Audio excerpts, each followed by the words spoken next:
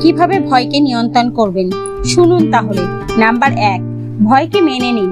ভয়কে এড়িয়ে না গিয়ে সেটিকে মেনে নিন এবং তা নিয়ে ভাবুন, বোঝার চেষ্টা করুন কেন আপনি ভয় পাচ্ছেন।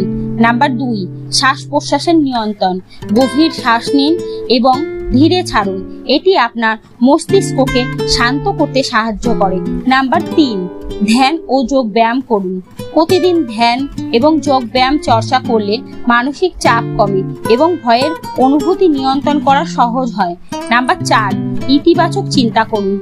ভয় নিয়ে নেতিবাচক চিন্তা করার পরিবর্তে ইতিবাচক চিন্তা করুন। নিজেকে শক্তিশালী ও আত্মবিশ্বাসী মনে করুন। নাম্বার 5, ভয়ের কারণ বুঝুন।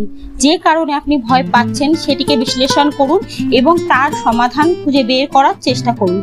নাম্বার 6, পরিবার ও বন্ধুদের সাথে আলোচনা করুন। ভয় নিয়ে কারোর সাথে আলোচনা করলে তা হালকা হয় এবং